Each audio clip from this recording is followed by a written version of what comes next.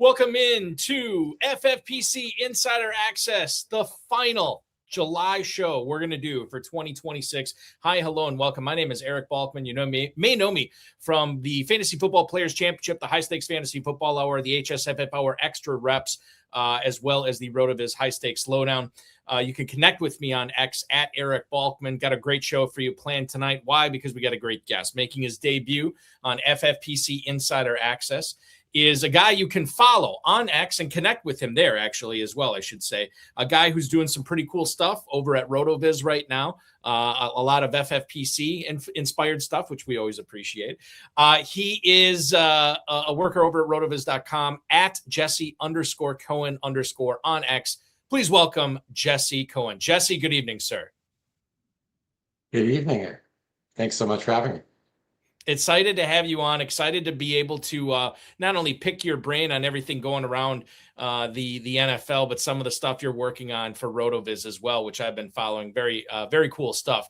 On tonight's show, what we're going to be doing is going around the NFL with all the hits from training camp that have stuck out to me so far that I think are worth talking about from a high-stakes fantasy football perspective.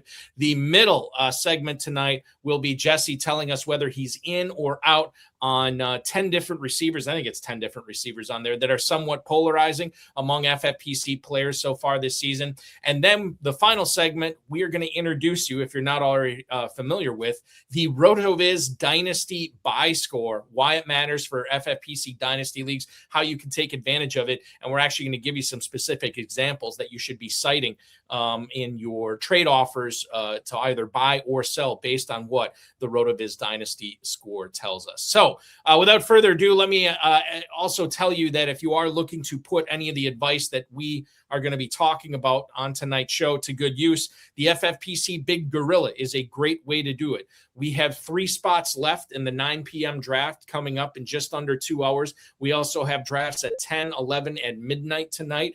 $1 million grand prize. You are going to get a $50 discount on every third team you purchase there. And if you keep getting the 7 pick randomly assigned to you in consecutive drafts, you'll get free teams. They start off with best ball tournament squads valued at $125. 3 times in a row gets you a main event. 4 times in a row gets you a $10,000 high society team. And 5 times in a row gets you a jungle safari for $4,000 or $50,000, whichever you want to do. We had one player come within one draft of getting that jungle safari for $4,000 last year. So we'll see if it happens this year. We've given away a lot of main event teams, a lot of best ball teams as well. And this is just free teams you get when you're competing for $1 million in the FFPC Big Gorilla at myffpc.com. That's myffpc.com. Jesse, before we go around the NFL, tell us a little bit about how you got started in the industry, specifically with RotoViz. Yeah. Thanks, Eric. And it's awesome playing on FFPC, and it's so great to be here. I started writing for RotoViz about this time last year. As you're familiar, there's like so many cool tools on that site, and I was sort of just poking through one, and I'm like, oh, I have a hunch, and then you test the hunch and you have some results. And I said, well, why don't I just write an article and send it in and see what happens? And then I worked with Blair Andrews for the next month and a half, say, and he helped me sharpen the focus and what have you, and just sort of went from there. So started with that piece, which I think we'll talk about a little bit today, because I've actually just refreshed the analysis. Did a dynasty piece throughout the year, and then since then I've actually been developing some tools for RotoViz. The suite of tools that we have is incredible.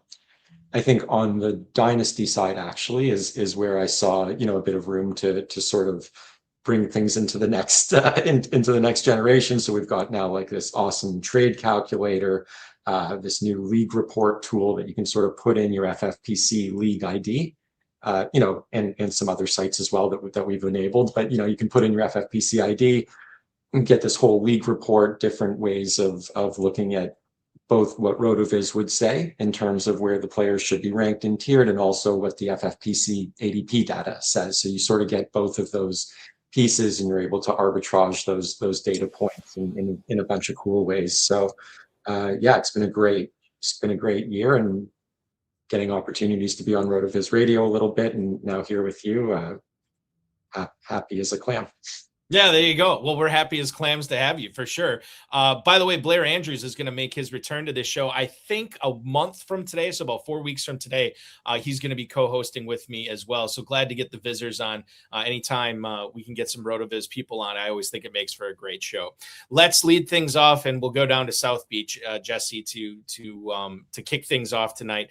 Cameron Wolf had this report for NFL.com. Devon Achane said that Bobby Slowik, who is the new offensive coordinator for Miami, is going to be, or at least wants to be, run heavy in 2026. Probably pretty obviously he should be. Miami wants to shorten games. When you shorten games, you are in games against better opponents than you, and you don't give your opponent the opportunity to run away. Whether they can do that efficiently enough to be in some 17-14, some 16-13 games this year, that remains to be seen. Color me skeptical, quite frankly. Even with my guy Malik Willis under center, I don't really know if they're going to be able to do this. And I think that's the key to try to get Devon Achane right in drafts right now, Jesse. 4 years, $68 million extension is what he signed this past offseason. Achane says his goal is to lead the league in rushing. He was 5th last year, for what it's worth, so he wasn't that far off from leading it. Well over 1,300 rushing yards. He was first in the NFL in yards per carry with 5.7. However, he will not have Tyreek Hill. He will not have Jalen Waddle opening things up downfield for him like he did last year. The weapons on the outside are probably not going to have to be heavily accounted for by opposing defensive coordinators, and Achane's probably going to see more attention than he's ever seen before in the Dolphins offense this year. What makes Achane so polarizing is how good he can be when he's running hot. The question is, how much is he going to run hot this year? FFPC Big Gorilla Drafters, according to FantasyMojo.com, Darren Armani, the godfather of the pros versus Joes. Anytime we cite ADP on this show, it's through his website, FantasyMojo.com, at FantasyMojo on the X. If you're playing FFPC, get a sub to Fantasy Mojo. It is worth it. Jesse, we see Devon Achane slipping in drafts right now. He is down to running back 11 at the 206 in Big Gorilla drafts over the last 3 days. That is behind Walker. It is behind Barkley. It is behind Chase Brown. It is behind Omari and Hampton as well. It wasn't too long ago that Achane was going in the first round of drafts, and now he has lost a half round of ground to these other guys. Do you view him as a nice little buy there, or is the surrounding sort of like weapons and situation that's going on with the Dolphins right now enough for you to say, I'll pass on Achane there and I'll get Henry or AJ Brown or Drake London or Loveland or any of these other guys going after him? Getting Achane right this year, my friend, is going to be paramount, I should say, to making sure that you have a great fantasy football season. Well said, right? I mean, he's just so good. And I think that's one of the very small pieces I'd underline in what you said. Like, he is, I think people underrate his talent, because he was a 3rd round draft pick and he's a bit smaller. I mean, you listen to the way Mike McDaniel, who he's also losing this year, the way he talks about him as a scheme transcendent player. I think that is lost a little bit in his discussion. But I mean, look, all those environmental contextual factors that you discussed are super real. I think one of the things that made Achane's prospect profile so interesting was the way that he really grounded out that last year at A&M with a terrible line and a terrible environment. And he only, I can't remember exactly his yards per carry, but it wasn't college impressive, right? But he just did it and he stuck his nose in. I like him at that RB11 price. He's too talented. I don't know if I'm passing on Loveland in FFPC tight end premium for him, but with his talent, I'm taking him there. But yeah, I'm interpreting this news the same way as you. They want to be run heavy. No shit. I mean, they're going to run the single wing out there, I expect. Do you, Jesse, think that, because I think one of the a lot of people, not just the Dolphins, a lot of GMs and head coaches and offensive coordinators this time of year, they'll talk about the importance of establishing the run, and we want to be a power football team and we want to run the ball. And yet when so to speak, when the real bullets start flying out there, a lot of times that's abandoned. I'm sure Arizona wanted to run the ball last year. They never had a shot because their defense was so bad that they were constantly down by double digits early in first quarters, seemingly every game.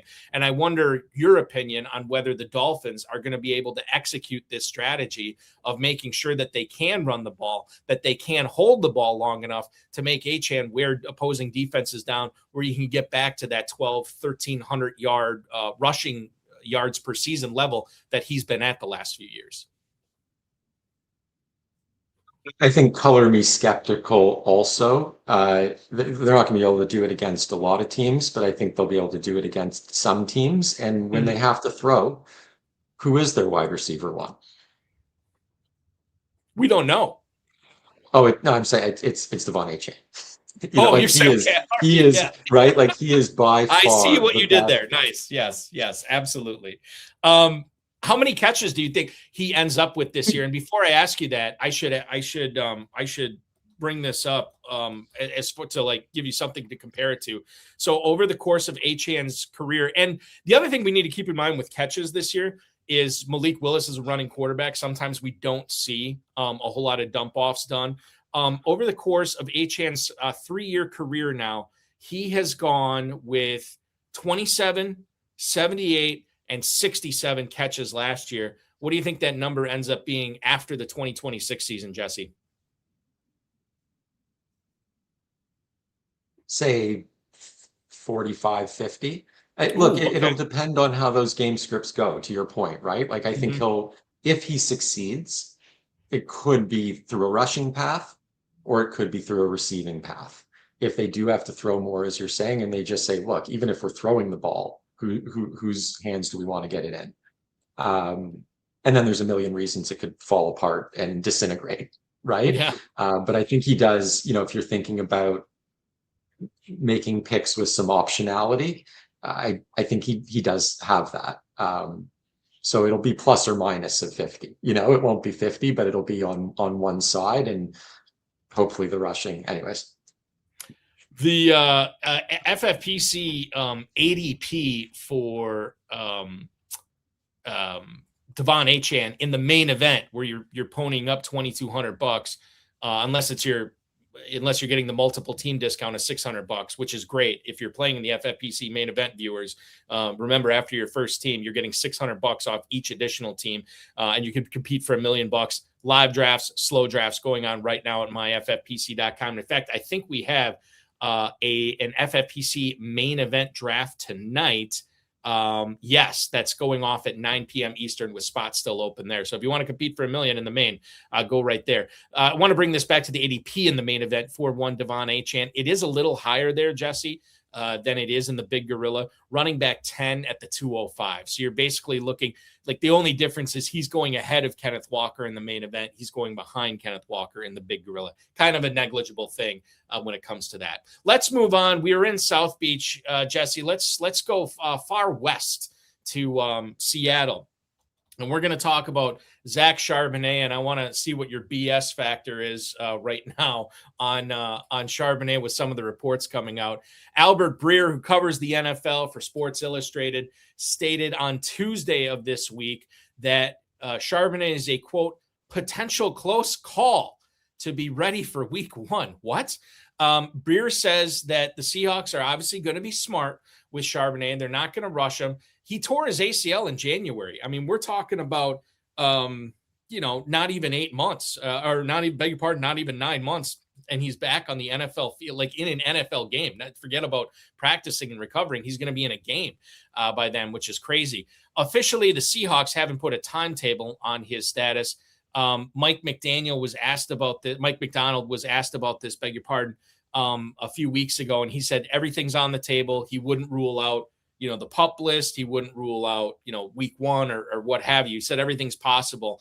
I found out from Matt Schneidman, who covers the Packers for The Athletic, Jesse, that the Packers have a rule that there is no football activity until 9 months past when you tore your ACL. That is a rule.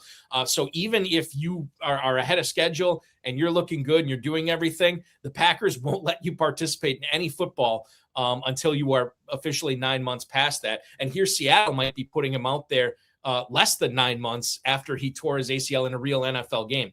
Charbonnet right now, as far as his ADP goes, which it all comes back to ADP and how people are looking at it, Charbonnet currently sits in the FFPC Big Gorilla over the last 3 days as running back 46, Jesse. He's at the 1204, smack dab next to Tyjae Spears. Two-part question.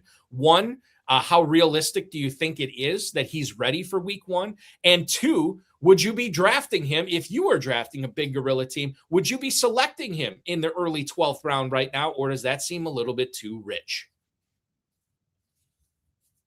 Who knows where anyone's BS meter should be when you see the way Malik Nabers is out there snapping off routes. So I know we'll get to Nabers in a bit, but I don't know that I'm trusting my BS meter at the moment, my friend. But Charbonnet's never been an enticing player to me. I think, the only time he's ever really produced is when, in a meaningful way, is when Walker is out. They have Price. Presumably he'll be healthy enough. Like, what's the upside, even if Charbo is healthy out there week 1? I get it. He catches passes. He can be at the goal line. I've just never thought he's very good. And I'm just not going to invest in players that I don't think are very good. Even if I think there's no injury concern, which obviously there still is here, despite one report from one reporter. I think the Charbonnet thing is, it all comes down to, and I think I've said this earlier this week during the Pros versus Joe's coverage, it depends upon how risk adverse you are in drafts, right? So like let's say you're taking a running back there. Well, Tyjae Spears is healthy. He's the number 2 in Tennessee for an up-and-coming offense. Jonah Coleman is there, who sounds like he's going to have a role maybe at the goal line and pass catching in week 1. Woody Marks, we heard from Jane Slater that he might be, and she kind of went back on this a little bit, but that he might be splitting time with David Montgomery there. So there is certain amounts of quote-unquote upside with those players there. But I would think that it's almost inarguable that none of those 3 other running backs that are going right around Charbonnet in the 12th round have anywhere close to the ceiling that Charbonnet has. So if you're willing to keep him on your team as a potential roster clogger when the bye weeks are going on, hey, I get it. Take Charbonnet, take your swing there. But he is going to be very difficult to cut off your Big Gorilla roster in the first few weeks, or even in the first few weeks of buys, if you haven't seen anything from him yet, in order to cobble together good enough lineups to compete, to try to advance to the championship round and the league playoffs and so on and so forth. Something to keep in mind with one Zach Charbonnet. We'll keep the running back conversation going here, Jesse, and we'll go back to the East Coast, back to Florida, to Jacksonville, to talk a little bit about one Chris Rodriguez. So the latest we heard on Rodriguez was earlier this afternoon. There was a report from the Jaguars' own website that Rodriguez himself is planning on being back for week 1. I didn't really think the foot thing was that big of a deal given when it happened in the offseason. But now it's seeming like, anytime we're getting these soft updates or ambiguous timelines or maybe non-timelines, then my spidey sense kind of like perks up a little bit that this team might not be letting on completely everything that's going on with this player right now. He is doing individual drills at training camp, which is a good sign. Liam Cohen said, quote, "We're trying to get him back without any sort of hiccups or bumps." So to me, this is, playing it safe and making sure that if he does come back, it's not too soon and he's going to be ready for a full season, a full workload. There has been a buying opportunity as a result, as you might imagine, for Bashal Tutin in the FFPC Big Gorilla, and Rodriguez has fallen a little bit. People are still paying up for Tutin. They're letting Rodriguez slide. I guess we have to include health in this question I'm about to ask you, Jesse. when you're trying to figure out which Jaguars running back to get, and you consider the ADP of these two players right now is growing further and further apart, not closer together. Tootin running back 22 at the 502, and then Chris Rodriguez running back 43 at the 1106. Are you banking on the value that you get with Rodriguez, or are you paying up for the potential explosion for Tootin as the lead running back in this offense in the 5th round? So I know you won't like the framing of this answer. Much like Charbonnet, I do not see the upside in Rodriguez to be chasing him, other than scenarios where the guy who I think is much better is getting hurt, which, you could say about a whole bunch of guys, right? At a certain price, Rodriguez becomes palatable. I mean, that offense is going to be very good. He's going to have multiple 2-touchdown games, you would think, if he's healthy, right? So he's not a useless pick. Tootin is a tough one, right? Because he has all the upside in the world, including, I think, a better shot at least some of the goal line work than a lot of folks give him credit for. Liam Cohen has noted in pressers how good Tootin is with his sort of compact frame at finding those spaces to get through the mess into the end zone. I also did an analysis for RotoViz where I took in our advanced stats explorer, we have the rate at which you get hit at or behind the line of scrimmage, I should say, and the rate at which you are stuffed. And so and the rate at which you're stuffed behind the line. And I sort of ran a regression on those to see who is getting past the line of scrimmage more often, less often relative to when they're getting hit at or behind the line of scrimmage. And both Tootin and Rodriguez had top 10 finishes in that mark. So Rodriguez should be a good goal line back, don't get me wrong, but I don't subscribe to the idea that they're necessarily just going to yank Tootin out. There's a drive, Tootin catches a screen pass, he gets him down to the 2-yard line. The fear is that he just gets yanked out and they put Rodriguez in. I don't know that that's the case, right? So if you start to shift a bit of the touchdown equity towards Tootin, leaving more with Rodriguez, plus the pass catching upside. I mean, you think about at RotoViz, we talk about expected points, fantasy points over expectation. You think about the way those offenses, those Liam Cohen offenses in Tampa Bay, bit in Jacksonville, but there's just so much opportunity there. And maybe I'm talking myself a little bit into Rodriguez at the prices you're talking about, but Tootin could be a rocket ship, right? I think if you're doing one draft, it's hard. One main event draft, he might be a hard click because Rodriguez could also just be the guy. He could be Alfred Morris. I just don't think the NFL is at a place where a guy like Liam Cohen wants an Alfred Morris as his main guy. So I'll be taking my shots on Tootin, recognizing that there's a ton of risk there. I think the great thing about Tootin is maybe drafting him right now isn't the sharp play, right? If you look at the FFPC Big Gorilla ADP, and I'm citing from the last 3 days, I think I said that earlier, but he is going in the Montgomery, Judkins, Swift, Henderson area, right? Right now, he is on the upswing because Rodriguez isn't doing everything. He's recovering from this foot surgery. The concern I have, I guess it's not a concern. I think what you should be doing, if you like Tootin, don't draft him right now. Wait till Rodriguez gets out there. Wait till Rodriguez is practicing in team drills, not just individual stuff, and he's getting into preseason games. Tootin's at the 502 right now, but he could easily slip behind Swift and Henderson, Bucky Irving, maybe even Jadarian Price if we're not getting positive stuff about Zach Charbonnet. I don't think he ever falls below Jaylen Warren, but Jaylen Warren's at the 606. So I think it's entirely feasible that 2 weeks from now, 3 weeks from now, maybe we could see Tootin going as a mid-6th round pick to no fault of his own. Just the fact that Rodriguez's healthy presence there could change the metric a little bit. I also don't have a problem with him at the 502 right now. I think for his upside and his ceiling there and that offense, I'm willing to invest there to try to win $1 million. Wrapping up. That's a great point. And sorry, I just jump in quickly to say, RotoViz subscribers, as you know, we're buying him at cheaper prices much earlier in the offseason as well, right? And there's the early best ball contests at FFPC that are so fun for that reason. I want to continue. Let's go up to Green Bay, my neck of the woods here, which is just about 25 miles northeast of me is Lambeau Field. And one of the guys that Packers fans have been eagerly awaiting to see on the field for more than just a few snaps is MarShawn Lloyd. Now, we got a report from the aforementioned Matt Schneidman from The Athletic that Lloyd spent this offseason, not just for a few days or a few weeks, he spent multiple months in California working with Dr. John Meyer to try to figure out what is going on with this chronic muscle stiffness, these constant structural issues that he's been having.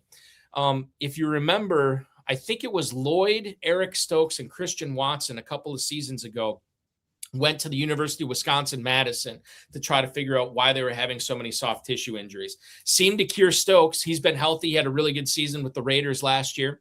Seemed to fix Watson. The last 2 years, the only injury he's had was that torn ACL, right? But he's had no soft tissue stuff on the injury report or missed any games because of it since his visit.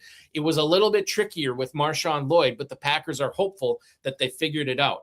The quote from Schneidman's article was that Lloyd underwent a comprehensive evaluation of his lower body range of motion and his lower body and lumbopelvic strength. Lumbopelvic strength, by the way, going to be one of my fantasy football team names this year for sure. John Meyer said that he was overcompensating at his ankle, overcompensating at his hip, in part to trying to recover from this ACL tear that he had 6 years ago. And he was still overcompensating. His body was. The Packers, while they have been optimistic about Lloyd being healthy before, are once again echoing that he's not on a strict snap count, according to Matt LaFleur. He has no restrictions in camp.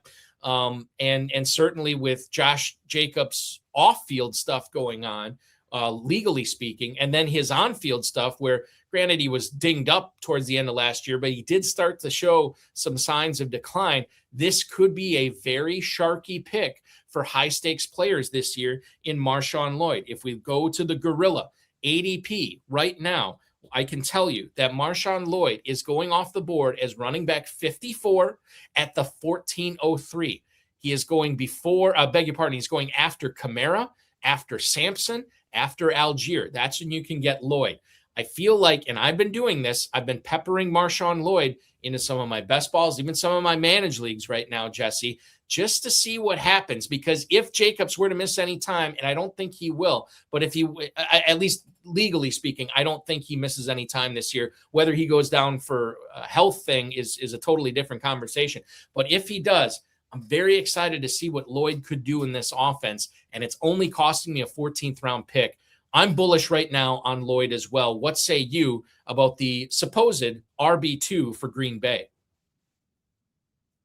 Look, my dad's an old hippie, so the idea that he just needed to go center himself and find his calibration and, get everything in attunement, I can get with. It's exciting, right? I mean, I think in a LaFleur offense, there's opportunity for him to have a little standalone weekly pops here and there, even if Jacobs is in for the whole season, which, for whatever it's worth, I agree with you. From a legal perspective, he seems to be in the clear.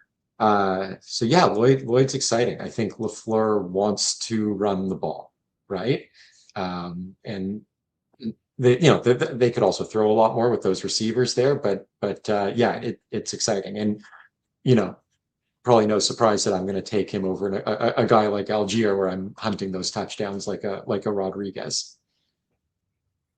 I think Lloyd is an easy guy to pick up because so many people have done with him, right? It's been 2 years of him letting fantasy owners down, and you can utilize that to your advantage too, to pick him up later than you probably should be able to get him in drafts.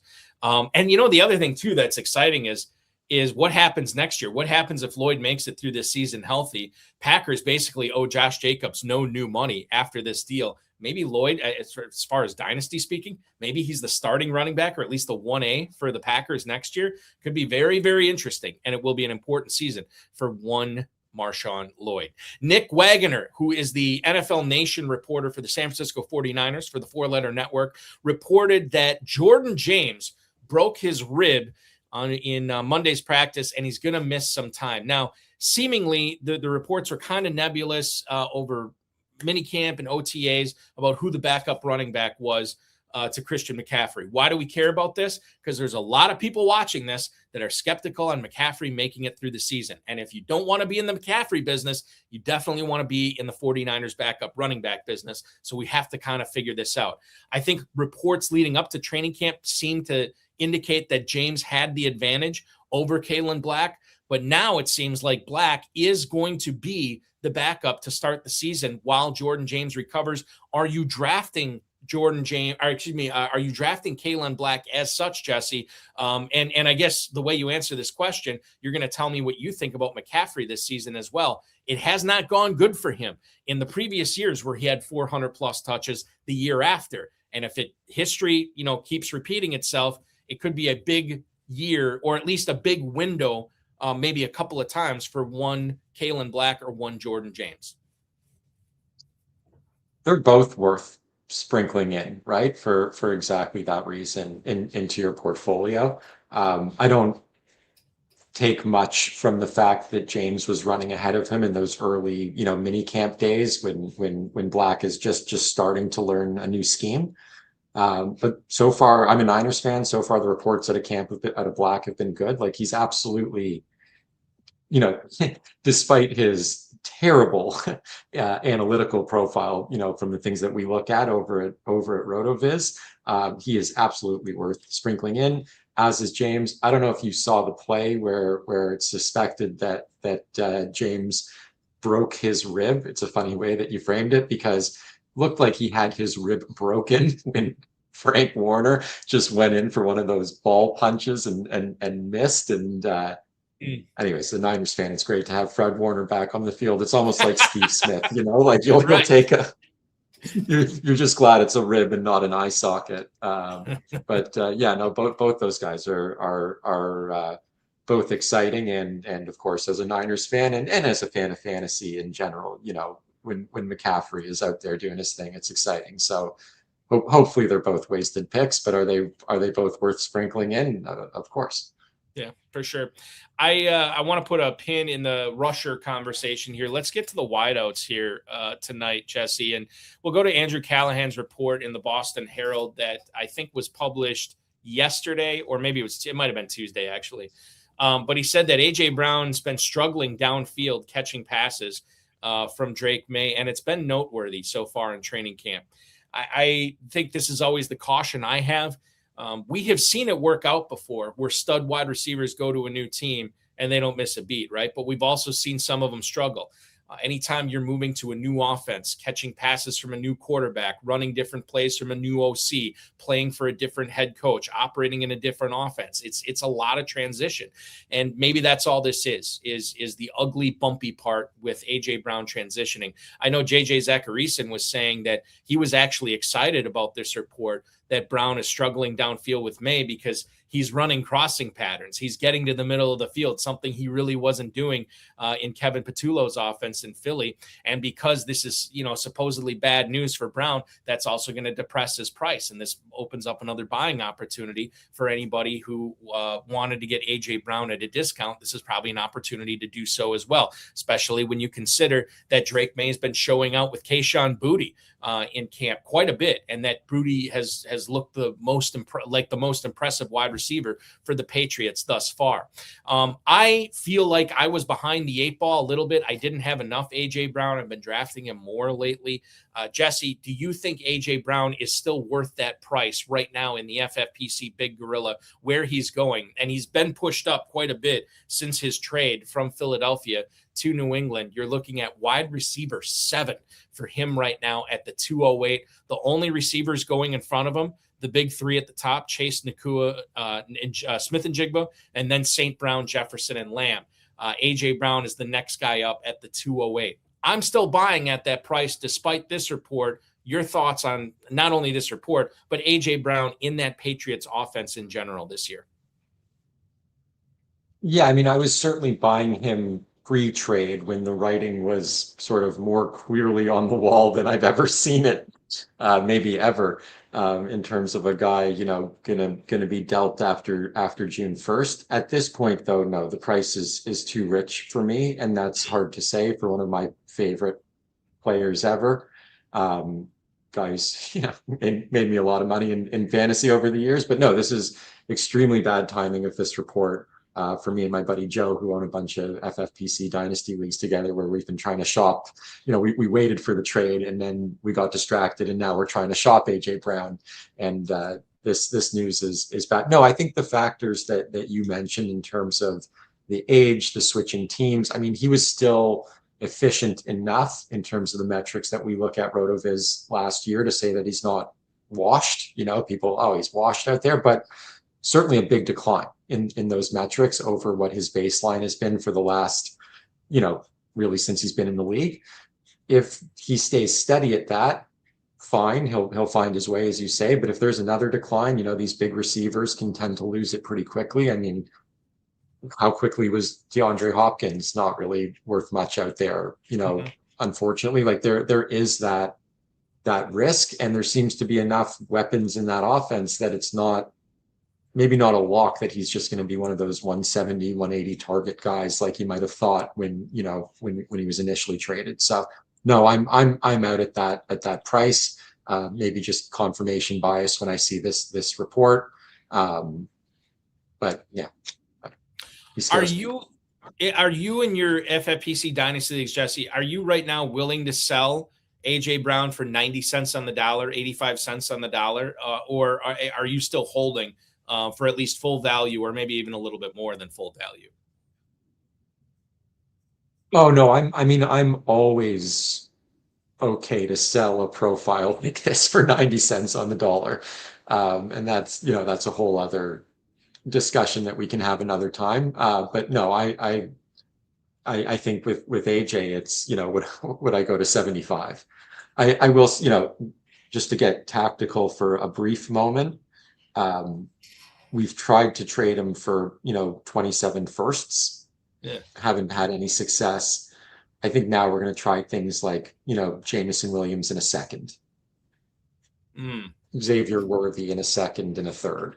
Can we pull something like that off? I think most people would call that 80 cents on the dollar. And we haven't offered it yet. So, you know, maybe my partner will talk me out of it, but no, I am sort of at least turning my mind to deal structures like that. What is it about his profile that makes you want to unload him? Is it the age? Is it the knees? Is it a combination? Is it the way he plays the game? I'm just kind of curious, because I have AJ Brown in a couple of dynasty leagues, and man, I don't know what to do with him. Like, I don't know if I should be holding out. I don't know if I should be shopping him, but you definitely have me thinking more about why maybe I should be looking to cash in on that asset right now. Yeah, I mean, it's a little bit of each of the factors you mentioned, but it's probably mostly the macro way that I look at dynasty. And, you know, if a guy if a receiver of that age with a real season of real declining efficiency on the books, and I know there are contextual factors, but there's also the knees, etc. You know, if I can cash out, I'm just looking at it as, you know, if I do that 100 times, I'm coming out ahead 60 out of 100, and the other 40, you know, how much am I losing? And I think too, this goes into your colleague Sean Siegel's perpetual championship window, right? Is unloading a player like him in order to get, you know, it's not unlike baseball, which, you know, how they do it there, where you're trying to have these cost controlled assets that will be able to produce for you for multiple seasons. And then once the cost gets that jump and also their playing skills maybe decline a little bit, then it's time to get out. And I think AJ Brown would fit that narrative this year as far as dynasty goes. I think what I'm going to end up doing, and this might blow up in my face, Jesse, I think what I might end up doing is hoping that he has like this 1,200-yard season where he gets double-digit touchdowns, 80-plus catches, and then when the whole nervousness about what he's going to be like in this New England offense subsides, I want to cash in on the high on that, and then hopefully get some youth and get some value for somebody who's gunning for it that year. And I can, get a little bit younger at the same time. Don't know if it's what's going to happen, and it is a risk, but I'm thinking that's what I might, it's probably what I'm going to end up doing right now. And just to further echo channel Sean, right. If the Patriots are playing meaningful football, say at least until week 17, maybe not making the playoffs, but like maybe it's midseason, you want to take a look at that, right? Because he can bang up his knee and he can sprain his PCL, in the wild card round, right? Like hopefully he just comes out hot, right? And that's, I think, where my partner will probably push me as well. Is let's hope he comes out hot and unload him in week 5 for something better than your stupid Xavier Worthy package, Jesse, is the text I'm expecting to get. I think you can make the case of Pickens is much younger, but I worry about him from a redraft standpoint of, what happens if Dallas is, 3-6 or something like that, and then he hurts his hamstring, and then what's going to happen to Pickens knowing that he's playing on the franchise tag this year? I don't know if he's going to gut through anything this year. So I don't know. It's all things that we need to consider before we get on the clock, so we know what we're doing with these players before we have to make that decision. Okay, I probably should have let off the show with this, but we're going to get to it right now. Jordan Renan, ESPN Giants NFL Nation reporter, posted this about an hour ago, that Malik Nabers told him he's been running routes for weeks, Jesse. And this is the thing that blows me away. The cleanup procedure that we knew he had in the offseason, the date that was reported on that was actually incorrect. And he had it seemingly much earlier than what we thought he had it. Okay. So Nabers, we're all blown away by how crisp his route running was at training camp this week. We thought at this time, a week ago, 7 days ago, we thought, 80%, 90%, he's going to be on the preseason pup. But apparently the procedure happened much earlier. Nabers didn't say when. I don't know if Jordan Renan asked him either. That would have been the easy follow-up. And I don't know if Nabers just didn't tell him or he was never asked. I don't know. But dude, this has been as high as people have been on Nabers all off season, seemingly. He had that massive drop off after we saw him at the Brian Burns celebrity softball game where he was dragging that leg behind him. And now we see him running routes. He's moved up to wide receiver 16 at the 403. Based on what I'm seeing, Jesse, right now, that is a smash the draft button when Nabers is staring at you at the 403.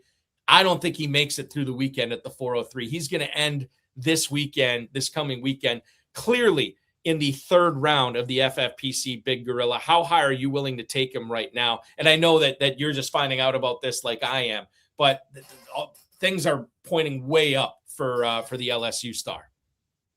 Yeah, seriously. How many open slots did you say are available in those big money FFPC drafts tonight? Because I got to chase him up to the 2nd, right? Like, I mean, this guy is such a stud, and that is a wild news report.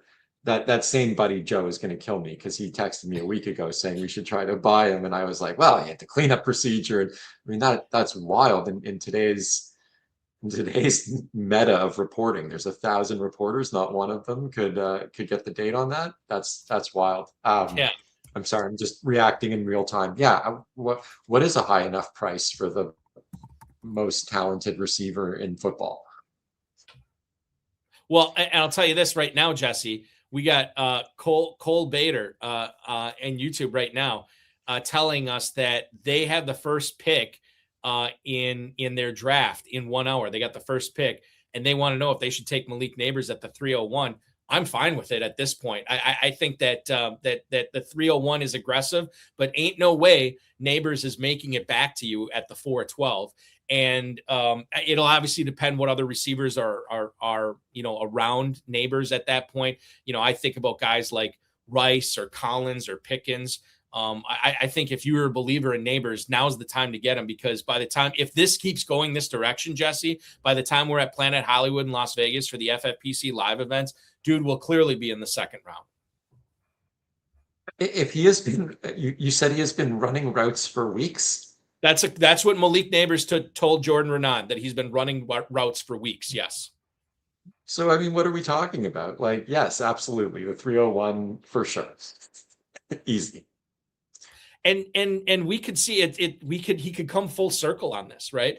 Nabers back in January it was like a back end of the first round. It was like Lamb and Jefferson and Nabers, like right around that 109 to 112 area, right? And now Nabers has fallen into the fourth round over the course of the offseason. And now by the time we get to September, he could be back in the first round for all I know. It all depends upon what we're seeing from him in training camp going forward. And if this drumbeat continues, we will be very excited to see what Nabers can do week 1 of the season. Lee Snyder, who actually did extra reps with me last Friday, that show, he said he just got Nabers in a best ball draft earlier today at the 405. And Lee, enjoy it, because I don't think that's going to last very much longer. We'll see what happens when everybody gets this Nabers news. FFPC Big Gorilla Leagues tonight, I think are going to be interesting to watch. The ADP there. FFPC best ball tournaments, clearly Nabers is much more intriguing there, and you can draft in the FFPC best ball tournament tonight. Right now, actually, we have live drafts. We have slow drafts filling up as well. $400,000 is the grand prize there this year. Last year was only $300K. We upped that to $400K this year. And the best ball tournament has been very popular. A lot of those drafts filling up, sit and goes we have available. If you want to sign up for that, you won't be waiting long. Just $125 to enter at myffpc.com. That's myffpc.com. Another receiver who had an offseason procedure that maybe it's not going as well for him right now is Alec Pierce, a guy that the Colts gave a big money deal to this offseason, potentially to be their number one, or maybe just continue doing what he's been doing, which has been leading the league in yards per catch. Chris Ballard, the Colts GM, said on Tuesday, Jesse, that Alec Pierce is 1 week or 2 weeks from returning to practice. Right away when training camp started, he got placed on the PUP, but he can be taken off at any time. You would like to think that more reps means more good things early on for Pierce and Daniel Jones this season, but certainly after giving him all this money, they don't want to rush him into it. I think he's still a nice buy right now in the FFPC Big Gorilla. You look at where people are taking him, and I would think that they'd be going crazy with the money and the fact that Pittman's gone, but he's sliding to the late 7th round right now. He's wide receiver 35. I still want to be in the Alec Pierce business as it stands right now. Once he returns to the field, that ADP could go up, but I definitely like him better than Metcalf. I like him better than Pittman. I like him better than Brian Thomas, who are all going in that same area there. I'm in the Alec Pierce business this year. Are you?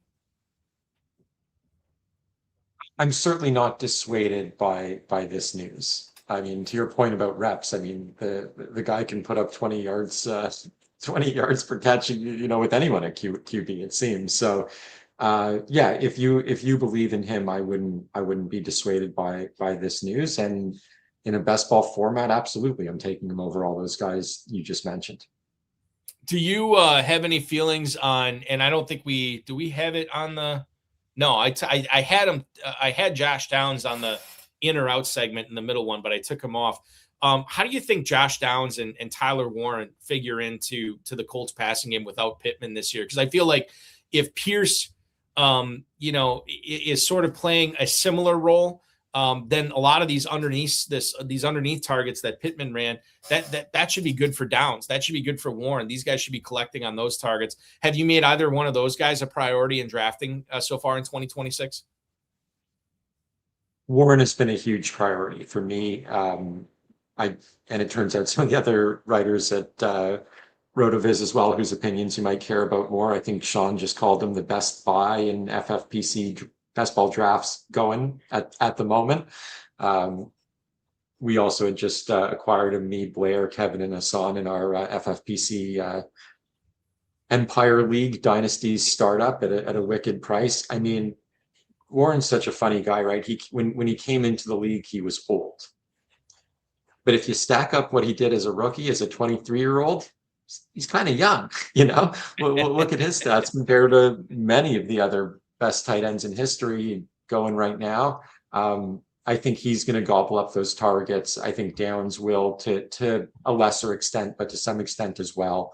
I'm not a believer in Pierce's role changing dramatically just because they gave him that money. You know, teams in the business of winning games. If he could do all that short stuff, they weren't going to not give it to him last year, you know, because they hadn't given him the money yet, right? So I definitely like that to go to Downs and Warren more so. I mean, think about how they focused on Warren to start last year.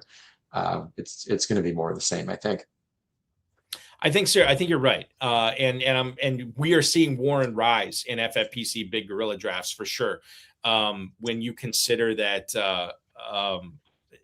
the big three up at the top with Loveland and McBride and Bowers, Warren's getting closer to that tier than the tier that was below him with Fannin and Pitts and Kraft and Laporta and all those guys.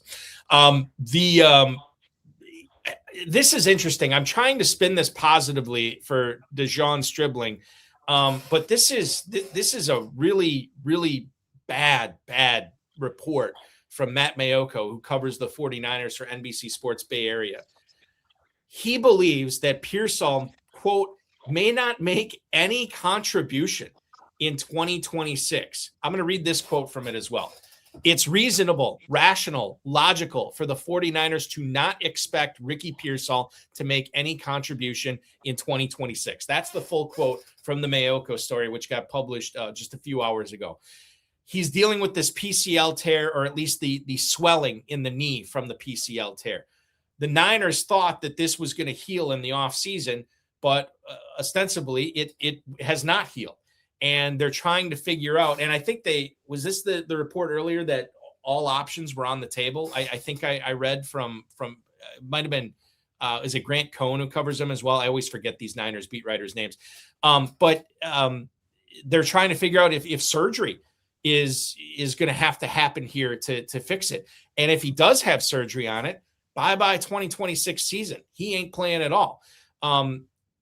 He certainly could have had surgery on it in the offseason, but the team thought it was going to heal.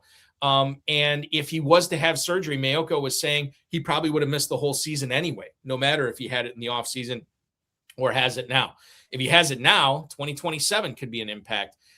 This is not great. And obviously this guy's, I mean, he's going to be the biggest faller of any drafts that go on this weekend in the FFPC or otherwise. But the positive here, this is an opportunity for the rookie DeJon Stribling, a player who was fast, a player who was strong, but definitely did not have the production in college. However, he got the draft pedigree, Jesse, one pick away from being a first-round pick. And now with Mike Evans, the aging Mike Evans on this team, Christian Kirk, who's hurt right now, they lost Juwan Jennings. Boy, it's all coming up Stribling, and certainly these extra reps ain't going to hurt him as a rookie with Brock Purdy. I'm very excited about Stribling and Pearsall. As much as I hate to say it, he's pretty much off my board until I get a new update on this knee. He has to be off your board. I mean, if you have the entire offseason to heal and you cannot make it through the first fucking day of practice. I'm sorry. Excuse my language. As a Niners fan, we're all emotional. We're emotional about this Pearsall thing. Niners fans are not. I have Pearsall already on some of my teams. It's frustrating. One of the benefits of being a Niners fan is that I've kept him off of most of my teams. But yeah, no, it's brutal. Yeah, he's got to be off the board. Stribling, I think this actually only helps him marginally because they're going to play such different positions and roles in the offense. obviously there's more targets to go around, say. But again, just such different roles. I think there are lots of good reasons to be excited about Stribling regardless, including sort of the overall portfolio of like literally all of their receivers could get hurt, right? If it's Christian Kirk is already hurt, Pearsall, I mean, Stribling's going to play the F, right? The John Jennings role, the Puka Nacua role. He's not Puka Nacua, but that is the role, right? The guy who's as good, who's essentially playing move tight end when he's coming across the field. So there's lots of good reasons to be excited. I don't know that the 49ers offensive environment crumbling around him though is actually in his favor, because like he needs those guys to open up the field for him, and then Shanahan just does that voodoo shit and he loops him across the field and he catches it in stride and he's running 30 yards downfield. Like, so I don't know about this news in particular, but he is a guy who again, as a Niners fan, you're like, is this Ricky over Ladd? Is taking him over Denzel Boston the same thing over again? Like, probably, yes. But there's lots of reasons to be excited. McCaffrey coming off the massive year, Kittle recovering from a torn Achilles. Evans is going to spend at least some time in the training room this year. And now this Pearsall thing, Christian Kirk is hurt. He might not even make the team. We could be talking about the Brock Purdy, DeJon Stribling stack at the end of the season that is carrying fantasy owners to $1 million grand prizes. I will say this too: you can't win $1 million in the baby gorilla, but you can win $100,000. DeJon Stribling's ADP is going to move up there. Jesse, right now, wide receiver 66 at the 1608. It's right by A.D. Mitchell, Jerry Jeudy, Flournoy, and then obviously the Niner from last year, Jawan Jennings. Stribling's going to shoot way up there. Baby Gorilla is a lot of fun. It's the same exact format as the Big Gorilla, just with a $125 entry fee. So if you've always wanted to play high-stakes fantasy football and play for a six-figure grand prize, this is a good way to do it. $125 to enter, $100,000 grand prize. FFPC Baby Gorilla drafts filling up today, tomorrow, all weekend long, lives and slows every day at myffpc.com. The first hour has really flown by, and there's so much more to get to. We're going to take our first break. When we come back, I do want to pick the brain of Jesse Cohen from RotoViz on whether he is in or out on some polarizing receivers this year, including, but not limited to, DJ Moore, DK Metcalf, Jayden Reed, and so much more. You're watching FFPC Insider Access. He's Jesse Cohen from RotoViz. I'm Eric Balkman. Stick around. We'll be back right after this. What's up, everyone? Andrew Cooper here of Fantasy Alarm, and I want to talk to you about my very favorite format ever, and that's best ball. Yes, we all love to draft. Drafting is the best part of fantasy football, but if you do too many drafts in too many real leagues, you end up with too many lineups, too many trades, too many waivers. It's a lot of work. There's a solution to that, and it's called best ball. You go in, you draft your team, and then you're done. You don't need to set a lineup, no trades. The algorithm optimizes your lineup for you every single week, so you can draft as many teams as you want. And the best place to play right now is myffpc.com, where they have the $125 buy-in with a $400,000 prize, and also a $35 buy-in super flex league with a $400,000 prize. Get in over at myffpc.com. Use promo code ALARM when you deposit for the first time. They'll give you $25 when you deposit $35 or more, and you can start drafting teams now and draft all summer long without having to worry about lineups or trades or any of that. Get in there at myffpc.com and start drafting best ball teams now through the rest of the summer.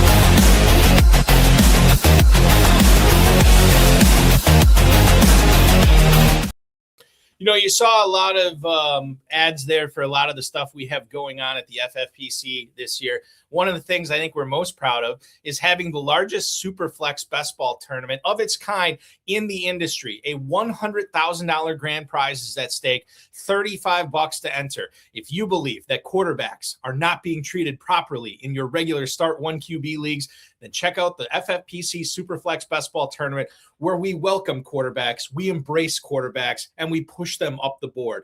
MyFFPC.com is where to go.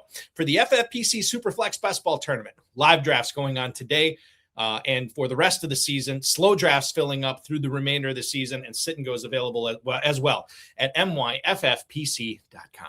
This is FFPC Insider Access, welcoming you back in tonight. I'm Eric Balkman. Jesse Cohen from RotoViz is my guest here tonight. Having a lot of fun with him, talking about some of the stuff that's going on. I mean, like, I'll put together this show sheet for, the show like the day before, sometimes the morning of. And, for the majority of the offseason, not a whole lot changes. Like we struggle to find pieces of news that we can not only glom onto, but get, give you notable, actionable fantasy advice. There's not a whole lot of stuff going on, right? But right now we have so much going on. The fact that we break this Malik Nabers news tonight, we break this Ricky Pearsall news tonight, all stuff that happened just hours ago, and we're talking about it here tonight. Connect with Jesse, by the way, on X at Jesse_Cohen_. Let's find out, Jesse, if you are in or out on some of these players. The ADP I will cite for these receivers comes directly from the Big Gorilla over the last 3 days. The first one we'll talk about is one Rashee Rice, wide receiver 9 at the 212, right behind Brown, right behind London, right ahead of Collins, right ahead of Pickens. Are you in or out on the mercurial Kansas City Chief? I'm out at that price. I think there's just enough risk in his profile, in Mahomes' profile this year, and just enough upside with those other guys as well. You can make cases for all of them, and they're just a bit cleaner in my mind. Rice is a guy too that when he's humming, he's great for full PPR, right? He's going to get a lot of targets. He may not, ever get that ADOT up there or that yards per catch up there, but that he's going to be a significant player in your leagues, each and every week, a consistent guy. He's also consistently unpredictable with what he does off the field. And I think that's a concern as well. I think when you are sitting there at the 212 and you're thinking about Rice, I'd probably rather have Collins. I'd probably rather have Pickens. Probably rather have Devonta Smith as well. And I'm not there yet, but I think you can make a case for Chris Olave or Emeka Egbuka over him as well. Interesting to watch that ADP as training camp moves on here to see how that moves. Let's go to another guy in Tetairoa McMillan, Jesse. This is a guy that last year, I sound like John Gruden, by the way. This is a guy last year, McMillan was awesome as a rookie in an offense that really didn't set the world on fire. And I don't know if there's any Bryce Young truthers out there. I don't even know if Bryce Young's mom is still wanting to have him have his starting gig in Carolina. Her baby is train wrecking the value of Tetairoa McMillan, Xavier Legette, and Jalen Coker. So when you consider that people are drafting McMillan all the way up right now as wide receiver 21, I guess he's fallen a little bit at that 408. It gives me a little bit of pause there because I just don't think the ceiling is necessarily all that high when you can get Jalen Waddle, who should have a massive season in Denver, Terry McLaurin, who should get a lot more targets in Washington with David Blau as the OC this year and Jaden Daniels having his revenge tour. T. Higgins is another guy that goes right there. Luther Burden is obviously picking up a lot of steam. So I think that with McMillan, the thing that he lacks compared to some of those other guys is a high ceiling. I wonder how close he was to his ceiling last year, as weird as it is to say, because it was his rookie year. But Jesse, I'll ask you, are you in or out on Tetairoa McMillan as wide receiver 21 at the 408? I am super in on Ted McMillan at that price. I mean, he sits at the intersection of a couple interesting trends, macro, long-term football trends, right? One is we do seem to be in an era where quarterback play can drag down, even a Justin Jefferson in a given year, maybe more so than 10, 20 years ago. But then the other trend is just guys with his pedigree after they have rookie seasons like he just did. I mean, he just steps on that field and he's just wildly better than all of those guys you just mentioned. And I love a lot of those guys. Luther Burden, I mean, phenomenal. But look at their rookie season production, look at the arc that they are on. I get the risk with Tet. I think I actually prefer him in a best ball format because one of the things about Bryce is he is a bit hot and cold. He has those 125-yard games, but then he does turn it on. So, if you told me he's wide receiver 11, which is probably what his pedigree, which I think was and is and remains underrated, and his rookie season, that should be wide receiver 11. At that point, I'm scared about Bryce. At wide receiver 21, I'll take those boom weeks. And he's a stud. He is a stud for sure. And I wish I had more of him in Dynasty. But because, Jesse, I'm such an awesome Dynasty player, I didn't have enough picks up at the top of the draft in order to select him a couple of years ago. I will say, kidding aside, McMillan was a player that we had seen going back to February and March consistently in round 3. We saw him go in round 2 in a couple of big gorilla drafts. But since then, I think he has leveled off. For the majority of May, he was in round 4, maybe round 3 and round 4, the month of May. And then the month of June, almost always in round 5. Same thing with July, almost always in round 5. Has slipped to the 6th round in a few spots. So I guess maybe I'm more comfortable taking him there rather than as high as he was going before. To your point, wide receiver 11, no. Wide receiver 21, probably yes. All right, we move on to DJ Moore, who is on a new team this year. He moves on from the Bears to the Bills, a player that I think was a prisoner of the Ben Johnson non-Jazz offense. It was very militant. Be here at this spot at this time exactly every single time, right? Whereas you go to Buffalo, you have Joe Brady and Josh Allen, and it's very like your dad was probably a big fan of this Bills offense, just laid back. Hey, man, just do whatever you want. Find an open spot on the field. I'll find you. I'll get it to you no matter where you are. Josh Allen thrives on that, and I think DJ Moore thrives on that as well, right? Where you can have this kind of crazy make it up as you go along. You just got to develop that chemistry. I know a lot of high stakes players are predicting a big year for Dalton Kincaid. Obviously, Khalil Shakir is going to factor in to this Bills offense as well. But when you're on the clock and you're in the middle of the 5th round and you're seeing DJ Moore, you're seeing Burden, Mike Evans, Devontae Adams, Christian Watson, DJ Moore is the wide receiver 24. He's going at the 505. How often are you clicking on Moore there? Are you in or out on him this year, Jesse? Clicking often. I mean, Burden is the only name you mentioned that to me is even in the discussion with them. I think you're absolutely right. He was a victim of that offense in certain ways. He was also a chief victim of Caleb Williams' inaccuracy. One of the analyses I do at RotoViz is, at least the way it's going to look this year, is I take the catchable target percentage that a player has during the year. I regress it by ADOT, so that it's, in theory, ADOT agnostic, and sort of look at who got screwed the most. And DJ is, high up on that list. So, even the targets he was getting weren't of a great quality. The Bills just so badly want fetch to happen. and they're going to make it happen. And to your point, Josh is going to find him, and it's going to be a good click. Yeah, we have the militant camp counselor in Ben Johnson's offense, and then we have the kind of young, hip camp counselor in Joe Brady or Josh Allen, whatever you want to call it. That's just kind of do what you want. Just have fun out there. And I think that's just that's the type of players that you want to buy into, guys that are having fun. And certainly having the best quarterback in the league, or at least in fantasy, is not going to hurt DJ Moore this year as well. All right, this one's a little bit more complicated in Marvin Harrison.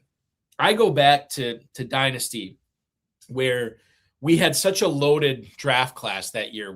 There was Harrison and Nabers and Brian Thomas and all these other stud receivers, not to mention the running backs in that class.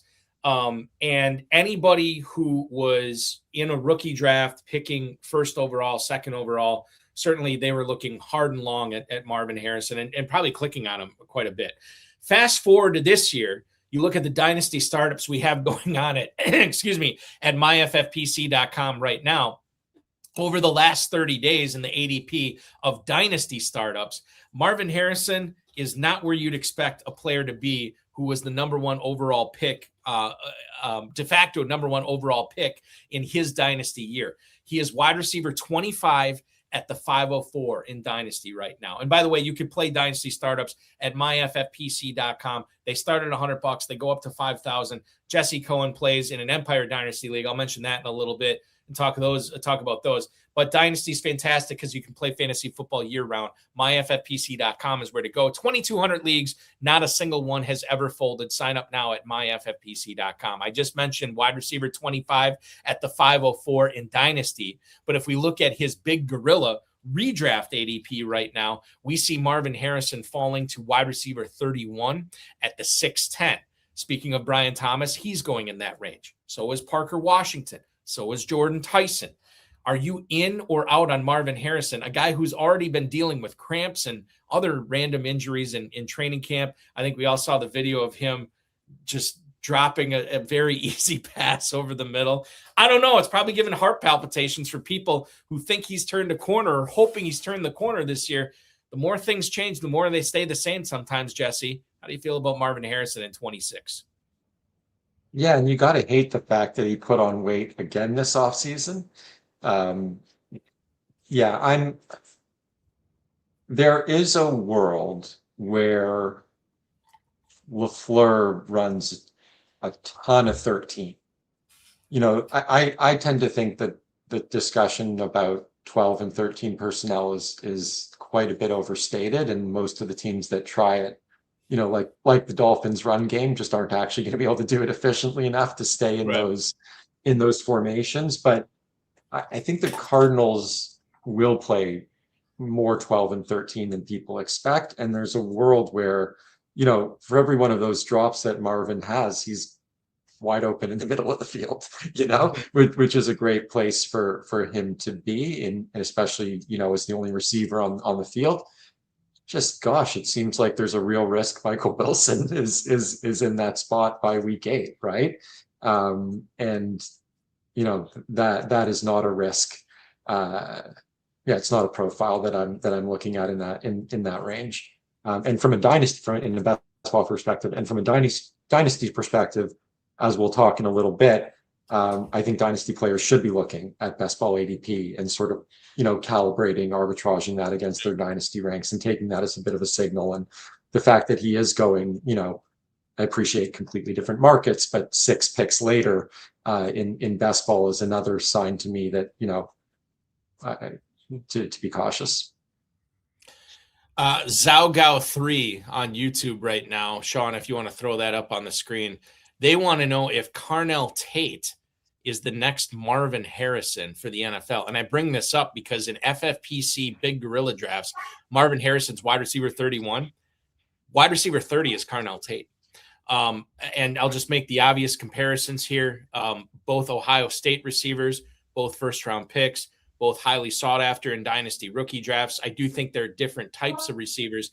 I'm not willing to say Carnell Tate's the next Marvin Harrison because I just don't think he was hyped up as much as Harrison was. Harrison was being hyped up for several years when he was in college, right? And we just did not see that with Tate. He was behind Egbuka, then he was behind Jeremiah Smith. So I don't know if he's ever going to – I don't think he got to the hype level where he could be the next Marvin Harrison Jr., but I definitely could see him busting in the NFL. I don't think he does. I think he puts in a very solid career. I'm excited about Tate. I've drafted in a bunch of spots, but Tate's going right above Harrison in drafts too.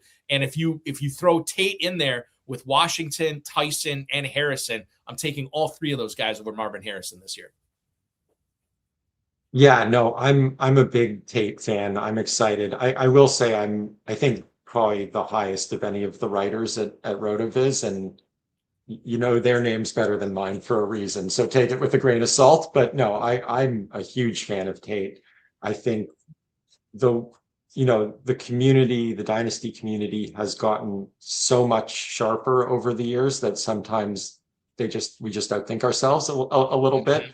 I mean, this is a guy with blue blood 5-star pedigree from the moment he stepped on a field as a freshman in high school, and he's just nailed it at every level. I understand that there are concerns with his production profile, but I think that one of the things happening beyond the fact, obviously, that he's sharing the field with the next Jamar Chase, the next Malik Nabers, is that sorry, 1 second, is that in college these days, it's actually a lot harder to put up some of the advanced metrics that people look at than it was sort of a decade ago, even 5 years ago, certainly 15 years ago. It was easier to have better age-adjusted production in particular in a different meta of college football. And I think a lot of the guys in this year's class are being affected by this. Tate maybe more than everyone. One of the things I did at RotoViz is I sort of said, okay, if you look at college stats over the last 25 years, because that's how far back our database goes, unlike a lot of other sites, I'll say, and you sort of normalize the production across that longitudinal horizon, it will pull up the guys in this class.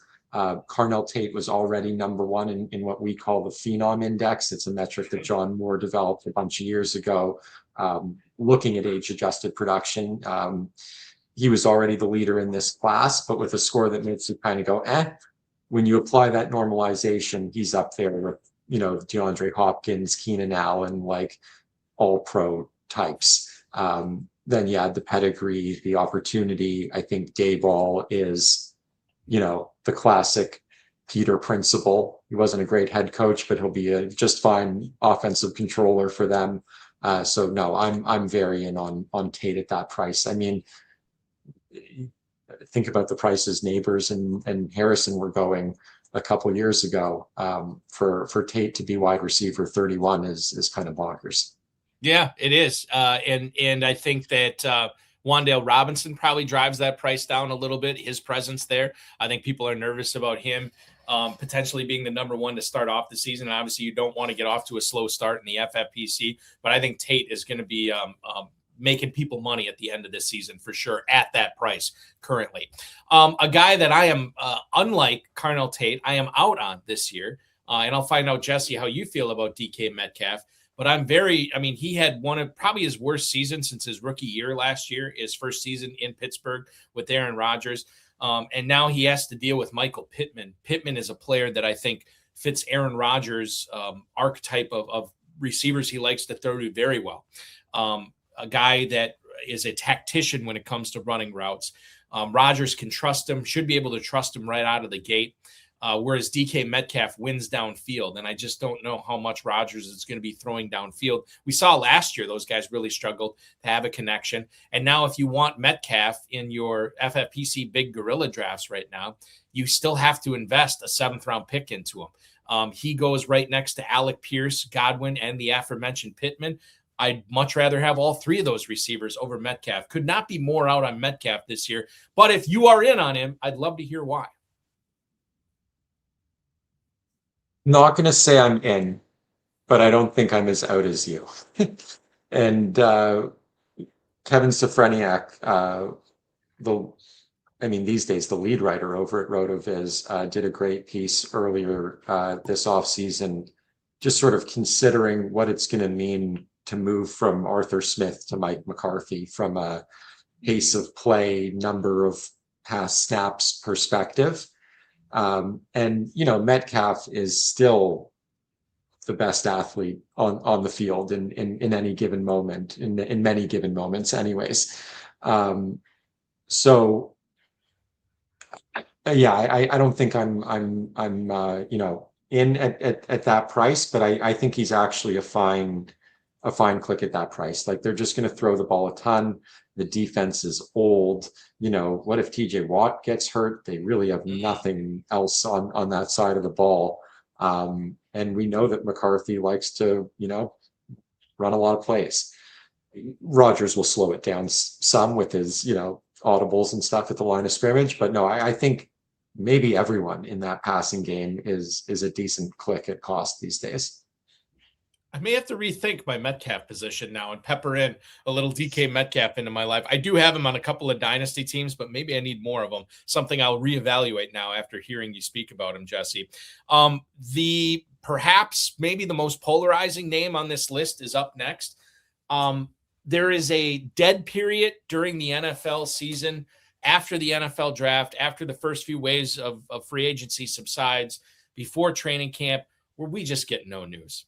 We get nothing, right? There's just nothing coming out. We're looking for any kind of morsel to latch onto.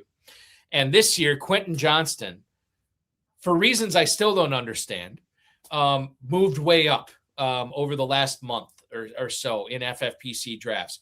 Nothing was going on.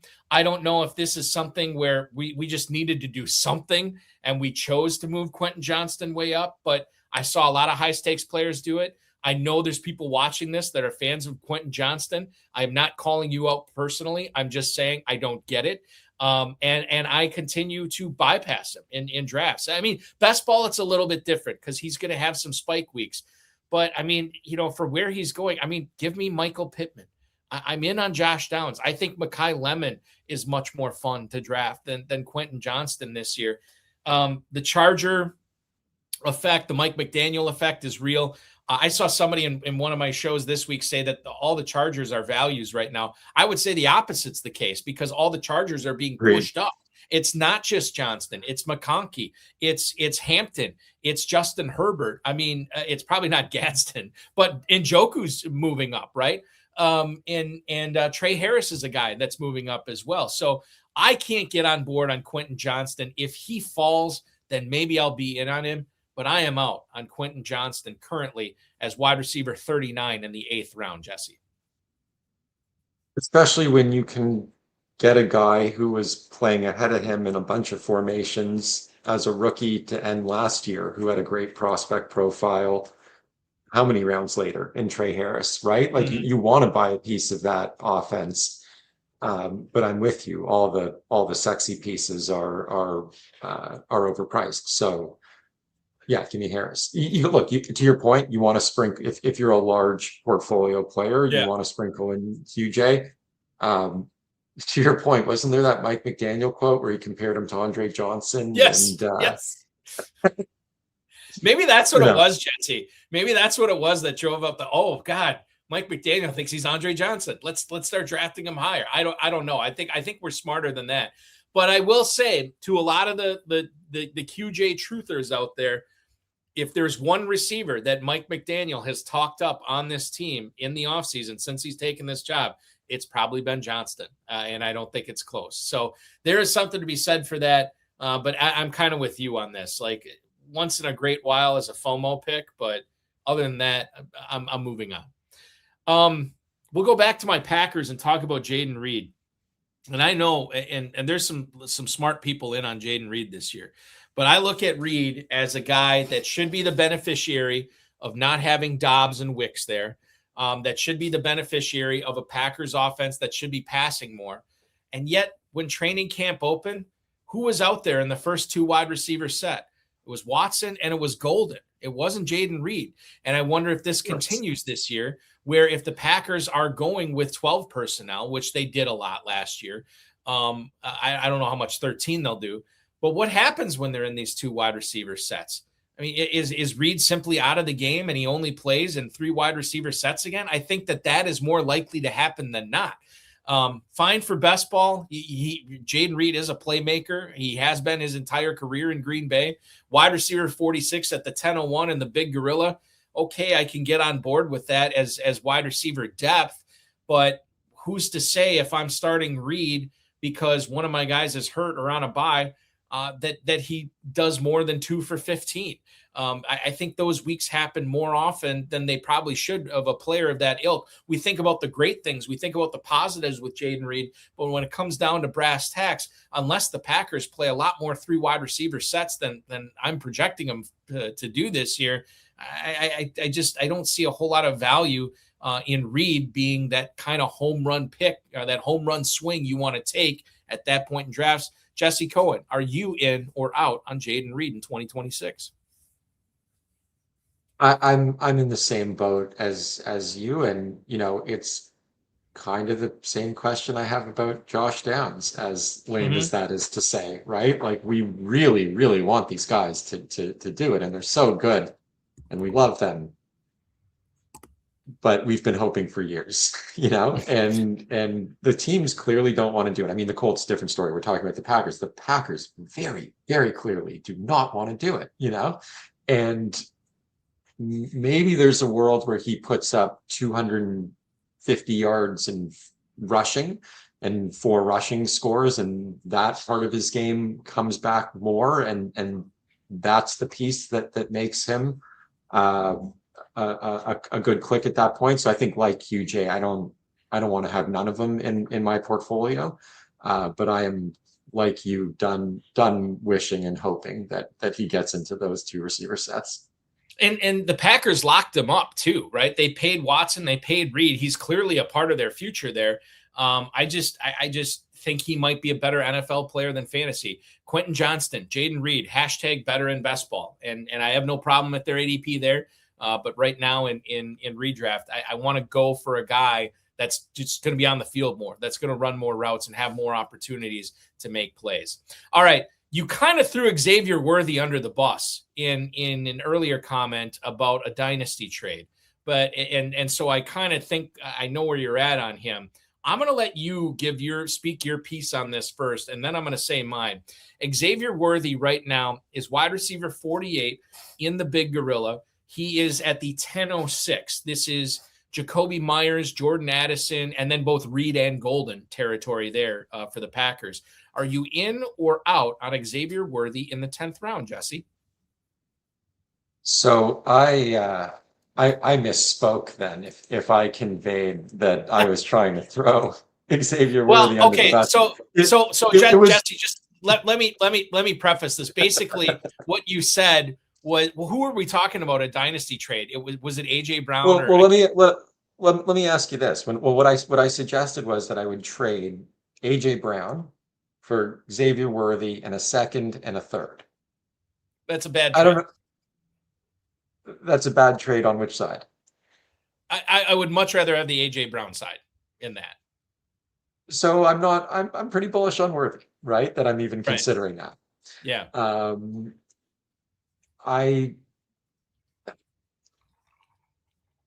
I think if he just gets, shoulder surgery last year in week 1, as he very clearly should have, the narrative is just totally different. There's so much to like about his analytical profile, and I appreciate that if you are out on Worthy, then nothing that I'm about to say will convince you. But I do believe Reed and the Chiefs, when they talked about the plans they had for him going into last year, and that they see the ability for him to reprise that role with 2 working shoulders. I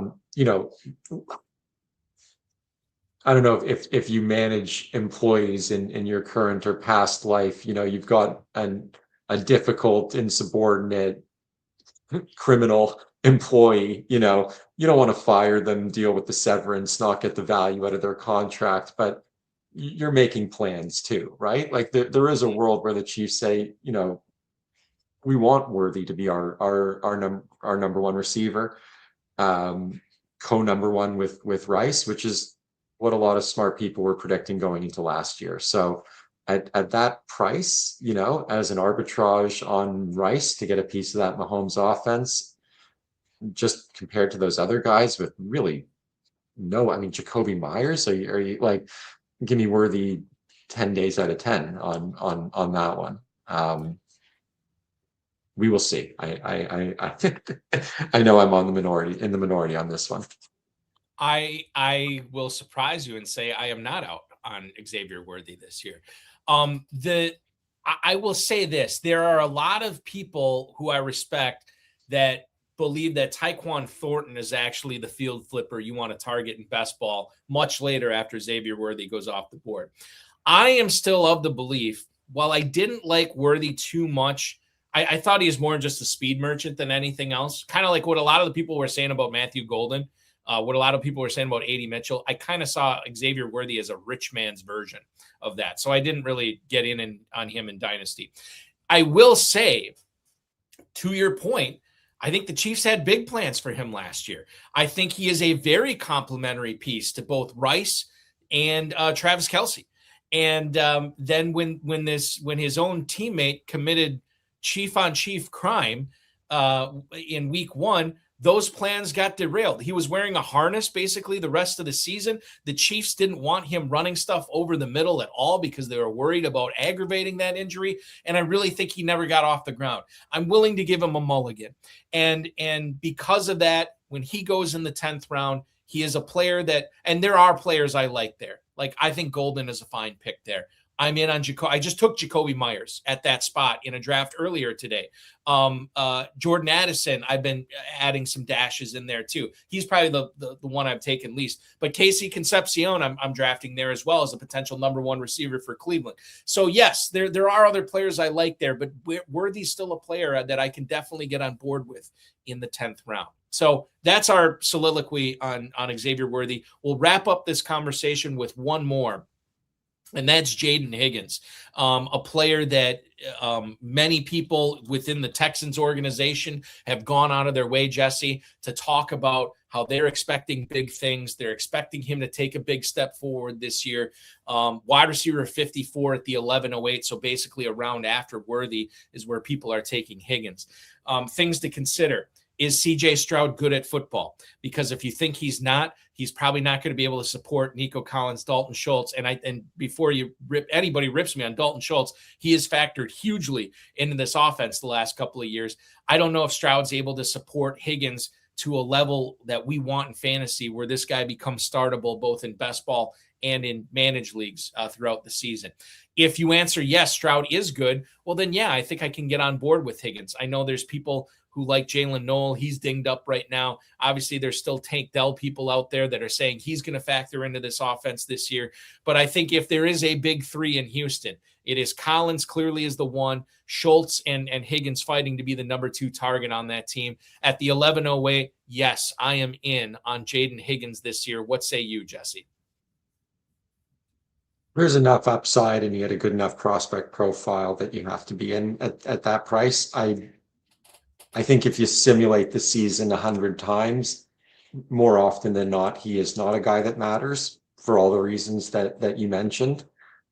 And I don't think CJ Stroud is bad at football. I just think that D'Amico Ryans is going to want to take the air out of the ball and rely on his incredible defense and not put Stroud in too many, try not to expose him, which isn't to say he's bad, but that's going to be how Ryans is going to think. That's been how he's thought throughout his tenure as a coach there. And I'm with you. They're going to invest targets in the tight end position, just like they just invested draft capital into the tight end position. So I'm with you there. All that said, could Higgins catch 10 touchdowns and 800 yards at his frame with a quarterback who, I don't think is bad? Absolutely. So in the 11th round, I think you said that's a fine click.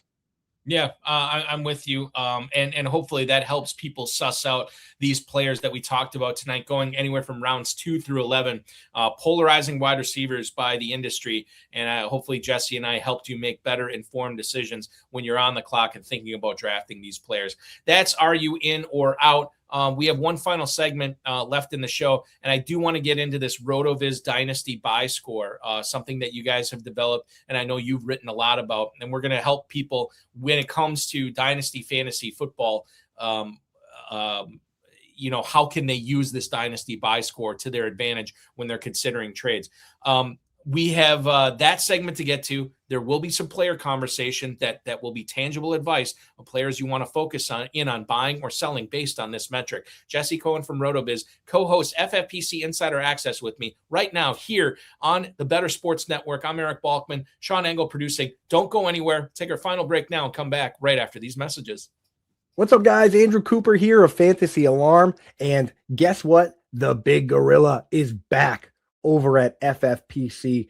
This contest has $5.8 million in prizes and $1 million up top to the winner. And it's got a pretty reasonable buy-in of $350, access to the high-stakes community where the best players play in all of fantasy football. You go out and you win a contest like this, and people are going to remember your name. The FFPC Big Gorilla open right now, and $1 million coming home with you. And if you buy 3 teams right now, you get $50 back off the buy-in. You're going to want to buy multiple buy-ins to this contest because they also have the 7 bananas giveaway if you get the 7th pick multiple times. Check out the details over at myffpc.com on that, but you can get free best ball entries, free entries into the main event, which is a $2,000 buy-in contest, and possibly even, believe it or not, a jungle safari or $50,000. Your choice. I'm picking the safari. So go to myffpc.com, use promo code ALARM if you're a first-time player. They'll give you $25 when you deposit $35 or more,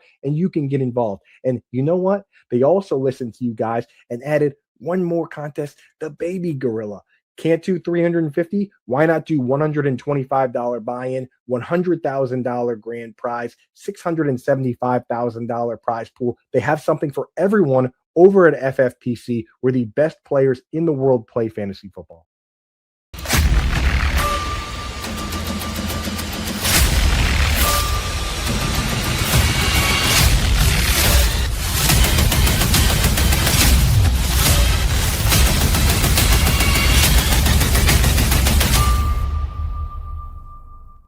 Dynasty Empire startups are going on right now at myffpc.com. What makes the Empire startups different than the Dynasty leagues? A portion of those prizes are set aside. And then every year, and then once a team wins that league 2 years in a row, they not only win that year's prize, they win all the cash from that Empire pot that builds up year after year. The league disbands, and you're free to join a new Empire league. They start at $100. They go up to $5,000. MyFFPC.com is where to go for FFPC Empire Dynasty startups. And we're talking with living, breathing proof that people love them. Jesse, you are in one right now with Hassan, with Blair, and with Kevin, right? Drafting an Empire startup. How's that going for you guys so far? It's great. Excuse me. We completed the draft a couple weeks ago. Our strategy was basically to say, let's not really try to win in year one. People are going to be chasing that Empire pot, that Empire build. We can crush them in year 2. We can crush them in year 3, right? The odds of someone else winning the first year, 2 years, pretty low, right? And so we've been able to build, I think, what's going to look like a pretty nice juggernaut kind of, perpetual reloading type permanent championship window to your point earlier kind of team. Got Tyler Warren, who we mentioned before, Carnell, Tate, whole bunch of first and second and third round picks, which, as you know, are so valuable in those FFPC leagues.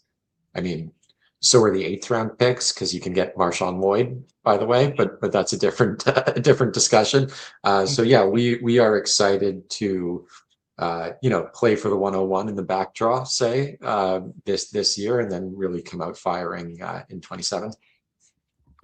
I get emails all the time during these startups about people who are trading startup assets for future first round picks.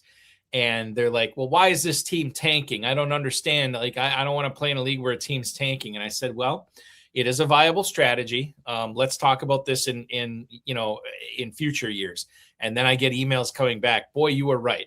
because this team has been in the championship or, one of the top 4 in the championship the last 2 years. They really loaded up their roster. And I think that's one of the things that if you can pull it off, where you take your lumps in year one, having all those extra 2027 firsts, especially next year in the 2027 draft, and having those 2027 seconds, that can really help you have a big, long window of competing for a title, and which is crucial in Empire drafts when you're trying to win it in back-to-back years. So a lot of fun there with Empire startups. Okay, so one of the things you can use to your advantage is checking out not only everything that RotoViz has to offer and all the tools and all the great pieces that you guys are doing there, but I want to focus in on the Dynasty Buy Score, something that RotoViz came up with. You'll have to help me out. Was this the first year of the Dynasty Buy Score, Jesse? Yes, this is the first year of the Dynasty Buy Score because it is going to be sort of one of the tools, one of what I'm calling the Dynasty tools that I'm kind of stuffing into our portfolio manager tool. Mm-hmm. We're in the process of building a Dynasty portfolio manager tool where you can load all your FFPC Dynasty leagues, the Dynasty leagues you may have on other sites as well. See all of your exposures, have a trade calculator that's synced to your league, all sorts of fun features, and the Dynasty Buy Score is one of them. The whole thing is just it's stuff that all of us have been doing in the back of napkins and Google Sheets over the years, and just trying to streamline it for our subscribers. So tell us a little bit about kind of what the impetus was for this. Why did you feel like this was a necessary metric that was going to help a lot of people? And specifically, what is the RotoViz Dynasty Buy Score? Yeah, we're talking about it. Why don't I just tell people what it actually is? The idea is to sort of say, okay, we've got the RotoViz Dynasty rankings. You've got the RotoViz tiers where we say, here's a tier 1 player, a tier 2 player, right? Mm-hmm. Triangulating that sort of mathematically with Dynasty Startup ADP, FFPC Dynasty Startup ADP, right? To have a bit of humility about that. And then also with Best Ball ADP. And you know what?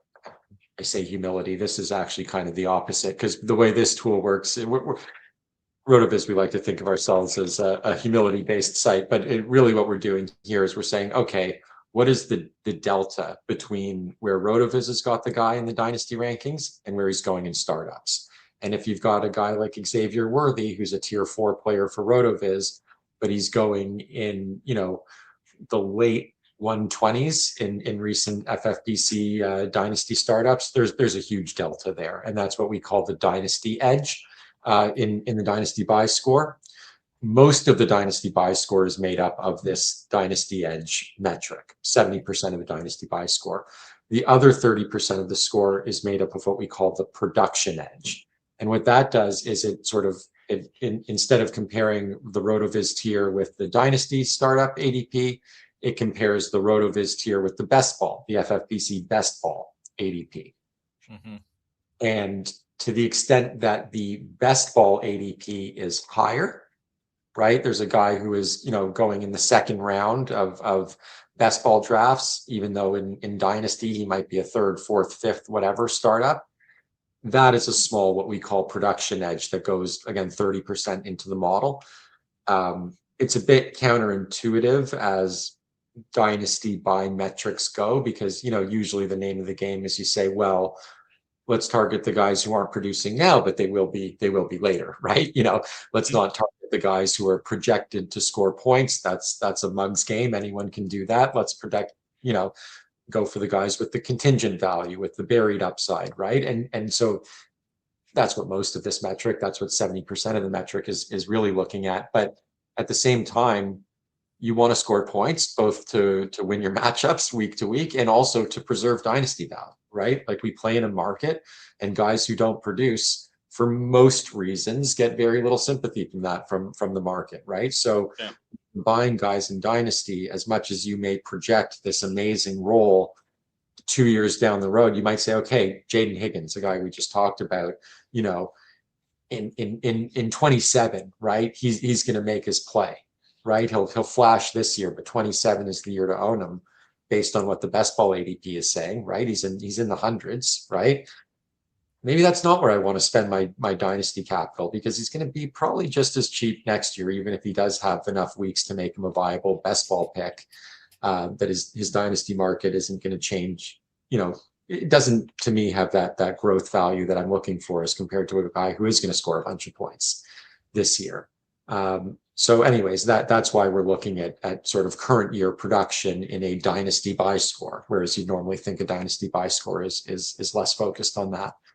And so that's what goes into it. 70% the arbitrage between the RotoViz tiers and the FFPC startup ADP, and 30% the arbitrage between the RotoViz tiers and the best ball ADP. Okay. And that makes perfect sense.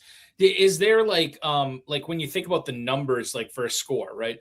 You think about the numbers, is there like I guess it kind of, it's tough to say, oh, this is a score that you want to be cashing in on, or that you want to be acquiring this player or drafting this player, because it kind of depends upon what you're looking for.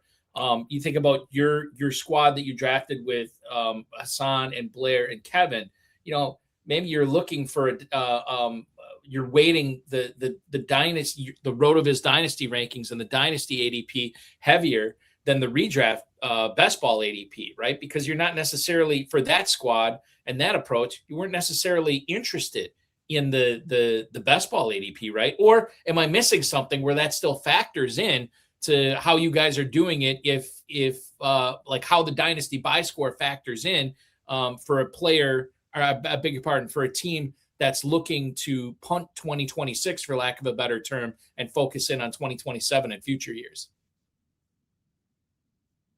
I think if you're looking for future years, you are just looking for guys who can accrue value, right? And load up on assets and get those second round picks, who can turn into, maybe no one this year, but who can turn into last year's Harold Fannin or what have you.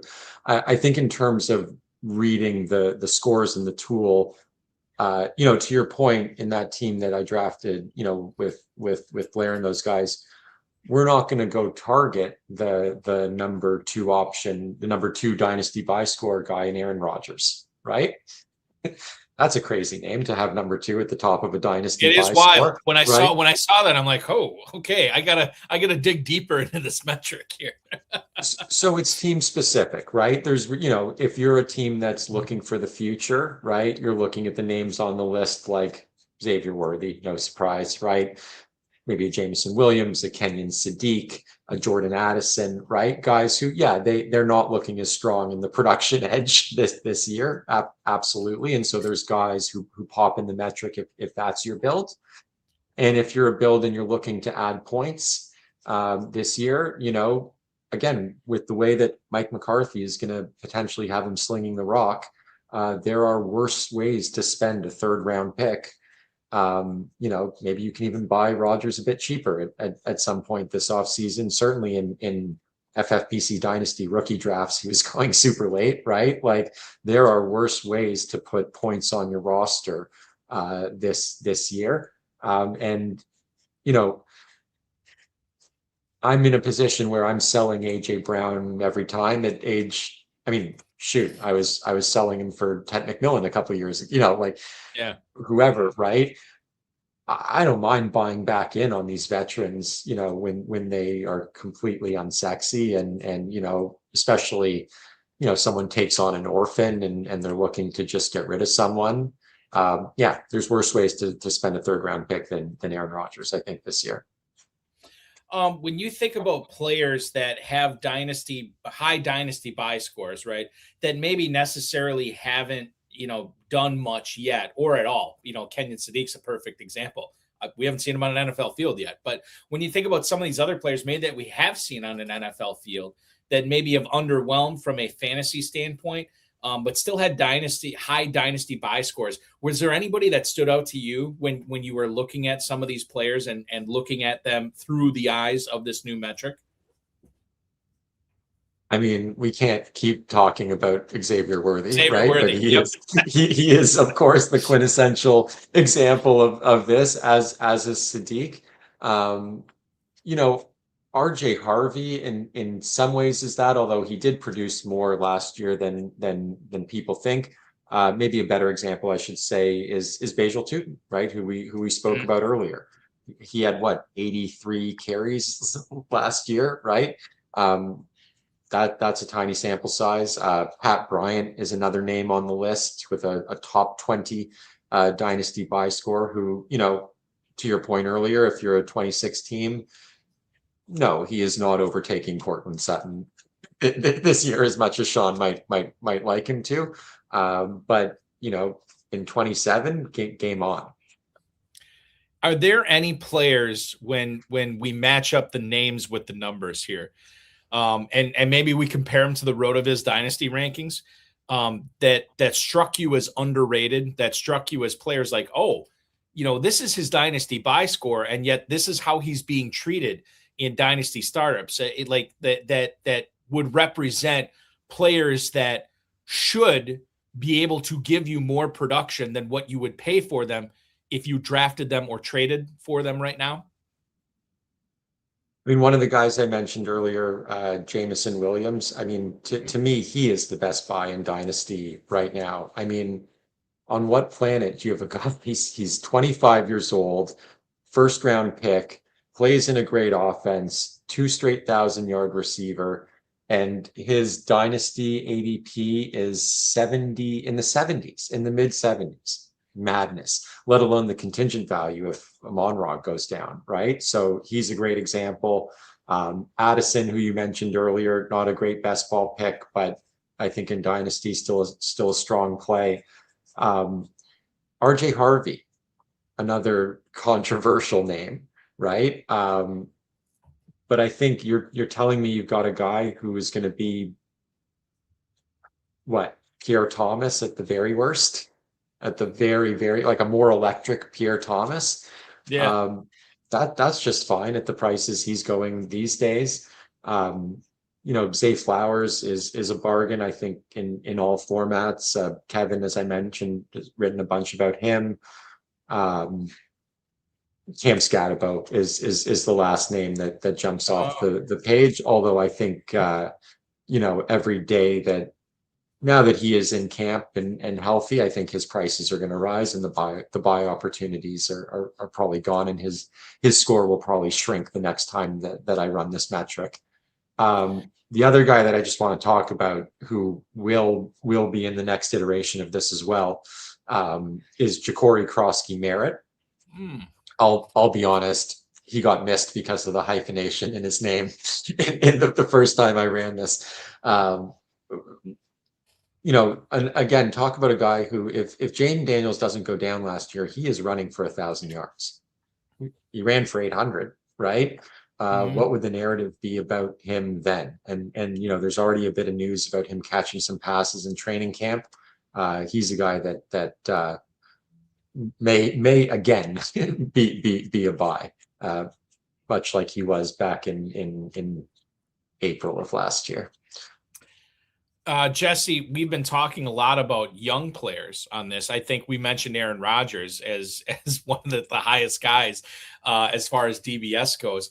But are there any other veterans that strike you as, when you saw the numbers, you crunched the numbers on this, that represent a high Dynasty buy score for players that you can still squeeze some fantasy value out of them and maybe help you win a title or two over the next couple of years?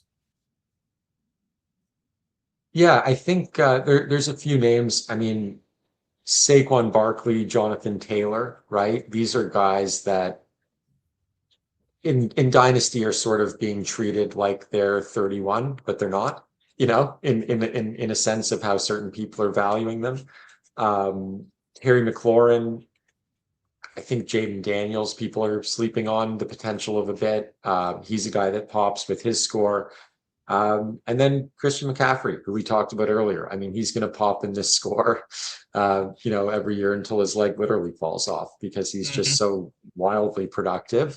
And as much as RotoViz, are a perpetual loading machine, Christian McCaffrey is a tier 3 player at RotoViz in our Dynasty rankings. The value wins above replacement value, say that he can provide.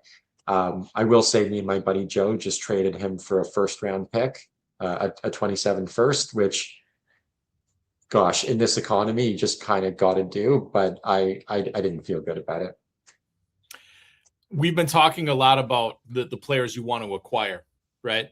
When you look at the Dynasty Buy Score, it can work the other way. Are there any perhaps youthful players that seemingly FFPC players are in on, or just Dynasty players are in on, that maybe they should not be in on, based on what you saw here? Is there anything that we could offer actionable advice of people who could actually sell for 100 cents on the dollar, or maybe more than 100 cents on the dollar based on this metric? Yeah, absolutely. Jackson Dart is a name that I want to sort of scream from the rooftops as being a massive risk. I don't know that the man has a playing style that works both for fantasy and keeping his body intact. I think Dayball to Nagy is a huge downgrade. I mean, Nabers may be good enough to just drag him to relevance all by himself. But he's a guy that I'm, you could get a pretty penny for him, right? In Superflex Dynasty right now, I think he's a second round, late second, early third round startup pick.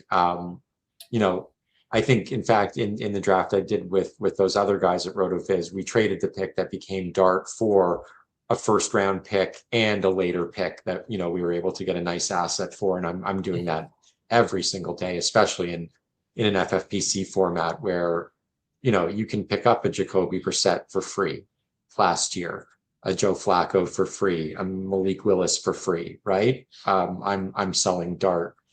A name that's more controversial and whose talent I believe in exponentially more, but Drake May is, a bit of a risk to me, to the score at least. He is valued, at least in some, to some drafters, as if he's in that Josh Allen discussion as a scorer. And when you look at the arc of quarterbacking history, odds are is that he settles down a bit rather than continuing to be a Josh Allen type scorer. Not that even necessarily totally was last year over year. That's just a high bar. They had such a cream puff schedule last year, the Patriots. I know he's getting AJ Brown. I know he's a year older, closer to his prime. I'm not selling cheap on May. Don't get me wrong. But if you can trade him for, I'm trying to think of similar trades I've made in the past. If you could trade him, say, for Jeremiah Love and another substantial piece, that's the kind of thing you can do with a quarterback like him. And there are actually few scenarios historically where you get really burned by that. Because the Dynasty Buy Score is based on ADP, the numbers are always changing. And to read more on this and check out everything that Jesse is writing about this, go to rotoviz.com, get yourself a sub, and make sure that you are cashing in on this great content that's going to help you win Dynasty Leagues, Empire Leagues, so on and so forth. And Jesse, this isn't the only thing that you're working on for RotoViz as well. Tell us more about what you are pounding out, not only now, but for the remainder of drafting season, and then obviously once the season starts as well. That is a great question. Right now focused on getting that tool out. I'll be releasing soon the next edition of what I call masked profiles, which is just that, regressing catchable target percentage over ADOT and seeing who got really screwed last year. And then during the season, I'll be returning, and maybe in the preseason as well, to what I call the Dynasty Dealbook series, where every week I try to just sort of take a different dynasty angle that's usually a bit contrarian. Last year I had takes like sell RJ Harvey, who I'm now buying, for Luther Burden, who I'm now selling, not because, again, I don't love the talent. So look forward to all of that. The Dynasty Deal Book, the Dynasty Buy Score, and everything that Jesse Cohen is working on can be found at rotoviz.com. Connect with him on X at Jesse_Cohen_. This was awesome, man. I learned a lot. I'm glad you opened my mind up to some player evals that I pretty much needed to reevaluate in my mind anyway. This was fun. We will do it again for sure. Until then, keep up the great work. Look forward to hearing you and Com Kelly do more on the RotoViz Overtime Pod, which is always an enjoyable listen. Keep up the great work, so on and so forth. And good luck in all your leagues this year as well. Thanks, man. Hugely appreciate it. Great to spend time with you. Absolutely. Jesse Cohen from RotoViz. And that will wrap up our show tonight. Want to encourage everybody to check out FFPC Player One Leagues. They start off at $10 and go up from there. You versus 11 other smart FFPC CPU players where you can win big prizes, including cash, main event entries, and big gorilla entries. And of course, FFPC Chop Leagues available now at myffpc.com. Don't be the lowest scoring player in your league every single week, and you will win your FFPC Chop League. They are available now at myffpc.com. They start at $35 and go up from there. I want to thank Jesse Cohen and our producer, Sean Engel, tonight. We'll be back at 7 o'clock next Thursday night with RotoWire's Jim Coventry. He just drafted in Pros versus Joes. You can watch him next Thursday at 7 p.m. Eastern with yours truly. For Sean Engel, for Jesse Cohen, I'm Eric Balkman. This has been FFPC Insider Access. Enjoy your weekend, everybody. Thanks for watching.